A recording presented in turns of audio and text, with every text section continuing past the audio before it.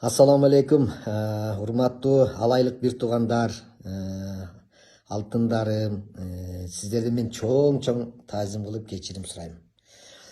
Ичинде түшүнбөстүк болуп калды окшойт. Ойлонбой сүйлөгөн оорубай өлөт болуп мен дагы бир теңирчиге теңеле коем деп, ал динге каршы чыгып, токтоткула, муну токтоткула деп эле каршы чыгып аткандан ачуум келип угуп турсам, статистика кылып эле ал айда мынча аксакал простатит болуп өлдү, анан мынчасы простатит болду, жаш балдар минтип дей бергенден баягы тамашалап көнүп калган жаныбыз эмне алайлыктардын баарын эле ошондой болуп калды деп атасыңбы деген мааниде баягы тамаша жолу менен аксакалга деп айткандагым ошол алайлыкмын деп өзү айтып аткандан. Анан ошон үчүн муну туура түшүнүңүздөр, алайлык бир туугандар, алайлыктардан жакшылык көргөндөн башка эч жамандык көргөн эмесмин. Ушунча 30 жыл сахнада жүрүп.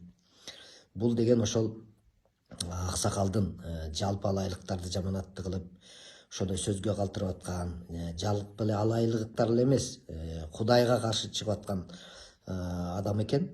Ошон үчүн ошого карата сүйлөп коем деп, анан көпчүлүгүн тарынтып алдым окшойт. Ошон үчүн чын жүрөктөн кечирим сурайм, кечирип коесуздар.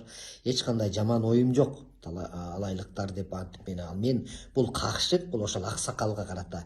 Эми минтип айтып калабызбы, эми тинтип айтып калабыз, эми сиздин айтууңуз боюнча урматтуу аксакал деген сыяктуу эле нерсе болчу да. Ошон үчүн дагы бир жолу кечирип коесуздар, кимдеге жүрөгүнө катуу тийип калган болсо, кимиси анан жана дагы кайра да чалып мага комментарийда жазып, ушундай ачууланып жазып атканыңыздарда мен тамашаны мен тараптан да туура эмес кетип калганын, анан көпчүлүгү дагы тамашага да туура түшүнбөй калгандыктан ошону өзүм эме болуп калдым, ыңгайсыз акыбалда калдым. Ошон үчүн алайлык бир туугандар кечирип коесуздар.